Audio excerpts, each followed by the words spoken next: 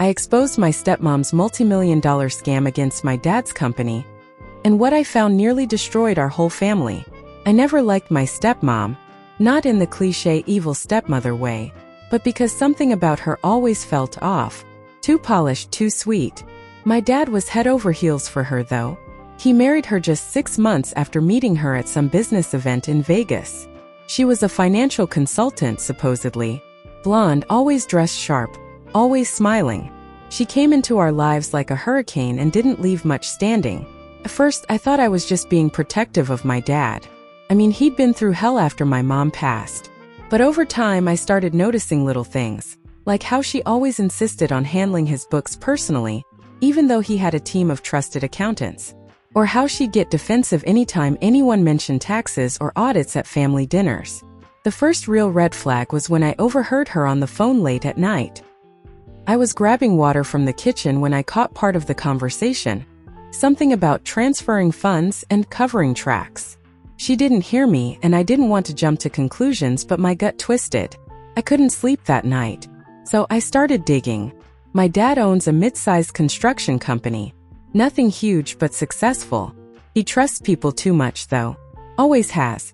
He gave his new wife access to everything: bank accounts, payroll, client lists. So I started asking questions under the radar. I wasn't sure what I was looking for at first, but it didn't take long to notice patterns that didn't make sense. There were large payments listed under consulting fees to companies that didn't even have websites. Some invoices were duplicates. A few vendors didn't exist. I recognized some names, aliases maybe. I cross-checked a few of the addresses and found they were linked to P.O. boxes in Nevada. That's when it hit me. She was moving money around. Quietly. Cleanly. And my dad had no idea. I took screenshots. Made backups. Started building a file. The more I uncovered, the clearer it became. This wasn't some small side hustle. She was bleeding the company dry, siphoning money through shell corporations and hidden accounts. She had been doing it for at least a year, maybe more. And the worst part, my dad had just added her as a co-signer on everything. I didn't know what to do. Should I confront her? Tell my dad? Go to the police? I needed help. Someone who could confirm what I found without tipping her off. So I reached out to someone unexpected. My mom's old friend Linda. She's a forensic accountant. Linda didn't hesitate to meet me. We hadn't seen each other in years, but once I told her what was going on, she drove down that same afternoon with her laptop and a portable scanner. We sat at a cafe, and I showed her everything. My screenshots, the fake invoices, the vendor names, even the call I'd recorded of my stepmom speaking in code. Linda's face darkened as she scrolled through the files. "This isn't just creative bookkeeping," she said. "This is felony-level fraud. If this gets traced back to your dad, he could go down with her." That scared the hell out of me. My dad wouldn't survive a scandal like this. His company, his reputation, it was everything to him. And here was this woman he thought he loved, slowly gutting his life from the inside. We made a plan. Linda helped me organize the evidence properly, building a digital timeline of transactions and showing the shell corporations and how they looped back to my stepmom under different aliases. We even found one company name registered to her maiden name. It was almost like she wanted to get caught. But no, she was just arrogant, confident that no one was watching. Next, we quietly approached one of my dad's longest-serving employees, Carla, who worked in accounting. She had been suspicious too, but every time she raised a concern, my stepmom had dismissed her and eventually restricted her access. Carla cried when we showed her what we'd found. I knew something wasn't right. She took everything over so fast. Carla agreed to help. With her access and Linda's expertise, we uncovered even more. Manipulated payrolls, ghost employees, fake reimbursements. My stepmom had set up a full-blown embezzlement operation and used my dad's trust to do it. But the most chilling moment came one evening when I returned home and caught her in my room. I froze in the hallway. She was going through my drawers. She didn't see me, thank God. I quietly backed away and left the house, texting my dad that I was sleeping over at a friend's. I didn't feel safe anymore. Linda urged me to go to a lawyer, and through her network, we found one willing to take the case discreetly. The lawyer advised us to gather just a little more before involving the authorities. We needed to catch her in the act, ideally on video, especially if we wanted to ensure my dad wouldn't be dragged into it. So I set a trap.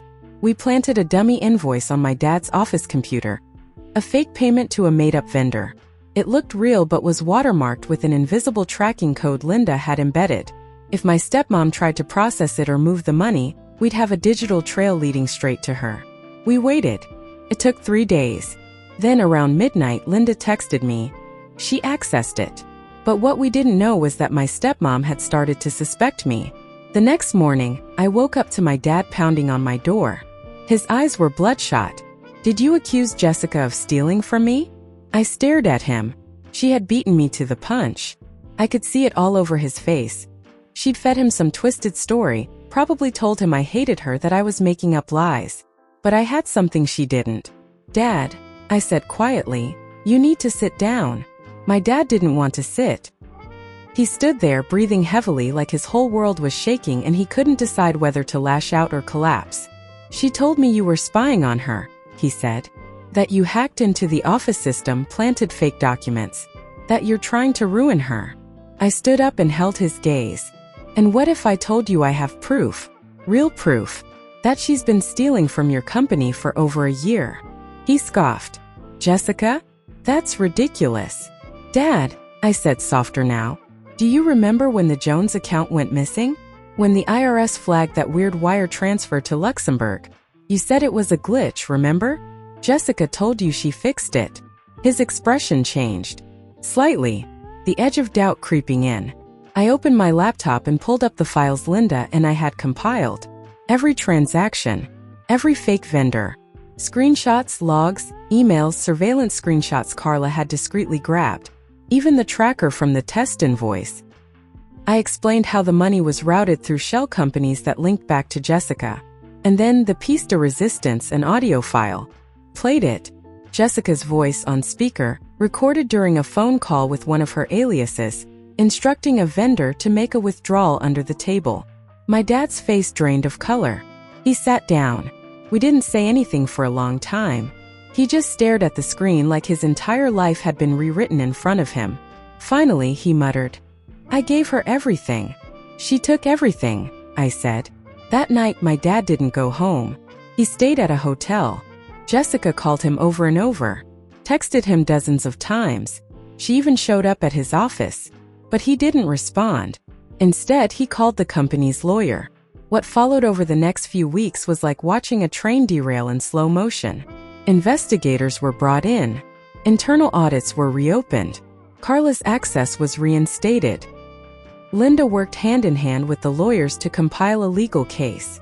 It turned out Jessica had stolen nearly $900,000 over the span of 18 months. Enough to buy a condo under a fake name, lease a luxury car, and take business trips with people we still haven't identified. But here's where things got darker. One night, Linda called me in a panic. Jessica's other aliases? One of them had been flagged in connection with another fraud case in Arizona under a different name. And there were 2 more connections to bankrupt companies, one of which had burned down mysteriously after an audit was announced. Jessica wasn't just a gold digger. She was a serial con artist. The night before her arrest, she showed up at our house. I was alone. I watched her from the upstairs window as she rang the doorbell. Again. And again. Then she started screaming, "Let me in, you little b***tch. I know what you did." I called 911, and by the time the cops arrived, she had already smashed the porch light and keyed my dad's car. They took her in, but she was released the next day on bail. We knew she'd try to run, so we acted fast. Linda handed over everything to the DA. The lawyer pushed for a judge to freeze all her assets and revoke her passport. Meanwhile, Jessica posted cryptic messages on social media, blaming me for destroying the family, even accusing my dad of abuse. It was ugly, but the truth was already out. And soon, the police raided her condo and found even more evidence: burner phones, hard drives, forged documents.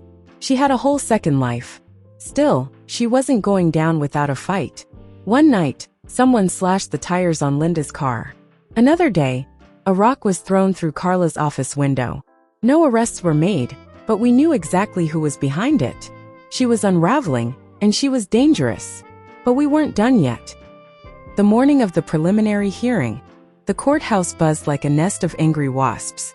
Reporters had caught wind of the scandal local businessman's wife accused of stealing nearly $1 million. My dad's name was plastered across every headline. His company dragged into the spotlight. But he didn't care about the press. He cared about justice. And he was finally ready to face her. Jessica walked into court like she was walking a red carpet. Perfectly done makeup, black designer dress, oversized sunglasses. But her confidence looked thinner than usual. There were dark circles under her eyes, and her fingers trembled slightly when she handed her bag to the bailiff. I watched from the back row next to Linda and Carla. My dad sat at the front with the legal team.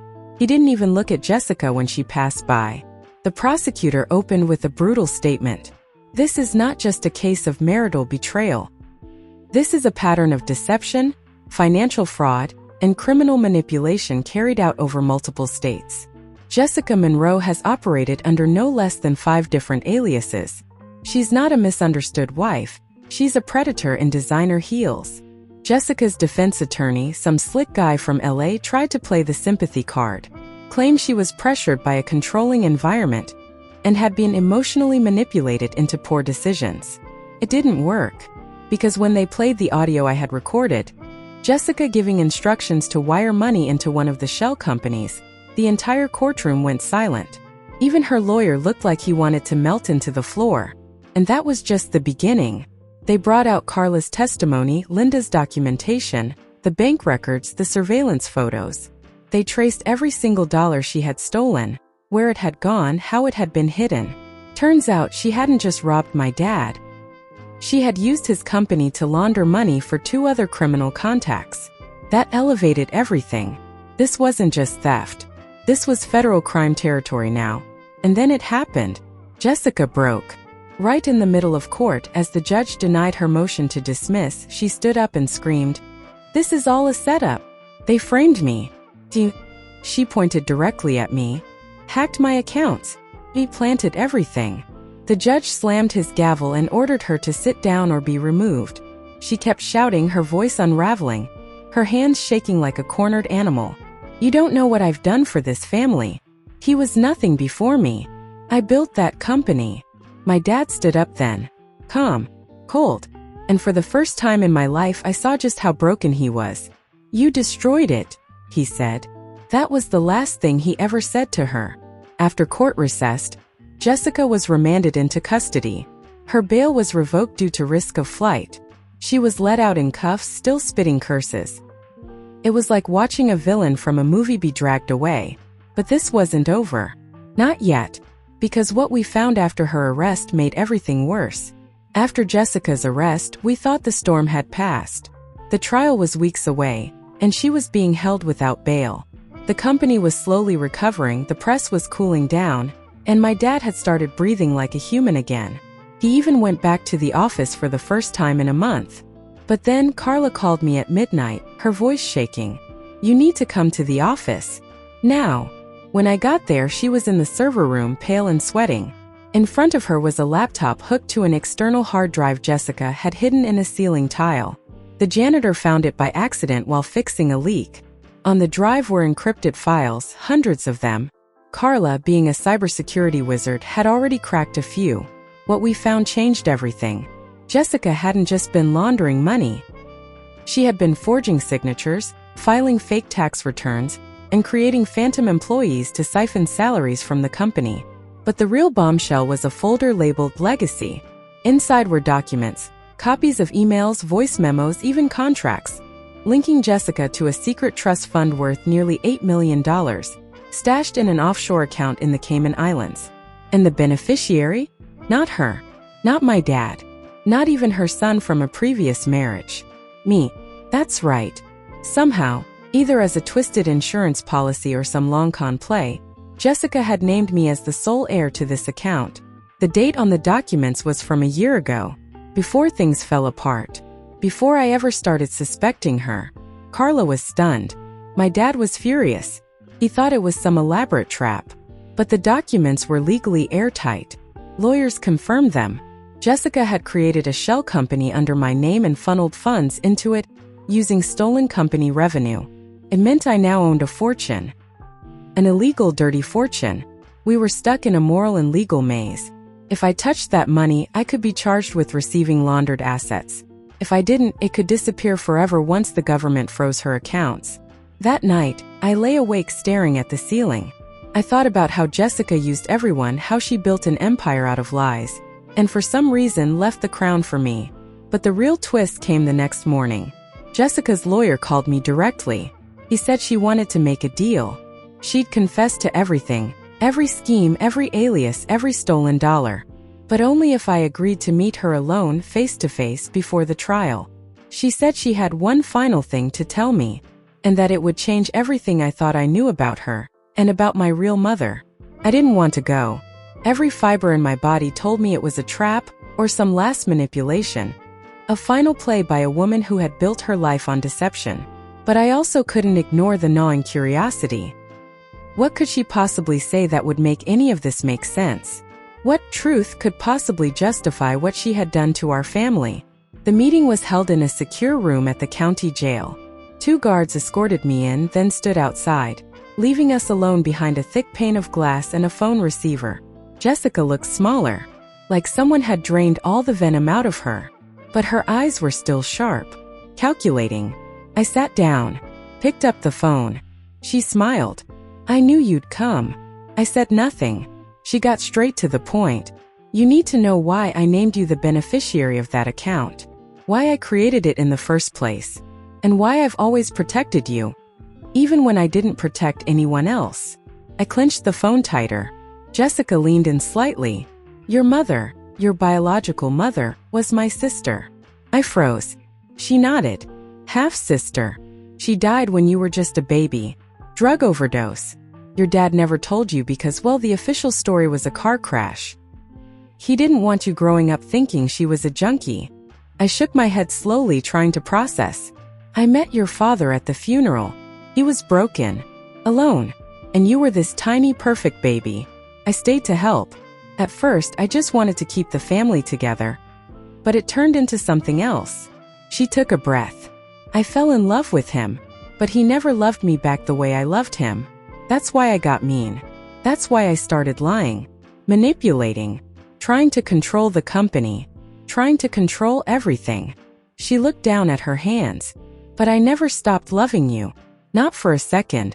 I knew I'd ruined too much to be part of your life forever. So I made sure you'd never need anything again. That's why the money is yours." I sat there in silence, torn between rage and disbelief. Then she added something that hit harder than anything else. "There's a journal in my cell. I wrote everything down. All the accounts. All the passwords. But also the story. My story. Your mom's. Your dad's. Everything he never told you. If you want to understand who you really are, read it." The guards tapped the door. Time was up. I stood to leave. Jessica pressed her hand to the glass. "I'm not asking for forgiveness," she said. "I'm just asking you to know the truth before you decide what to do next." I walked out of that room with fire in my chest and tears in my eyes. In the weeks that followed, the police used the journal and hard drive to build an ironclad case. Jessica took a plea deal to avoid a federal trial, 25 years, no parole. As for me, I turned the offshore account over to the authorities. All of it. Every cent. But I kept the journal. I still don't know what to make of Jessica. Was she a villain? A victim of her own trauma? Or a woman who loved too hard, too wrong, and ruined everything because of it? What I do know is this. She broke us. And she also saved us.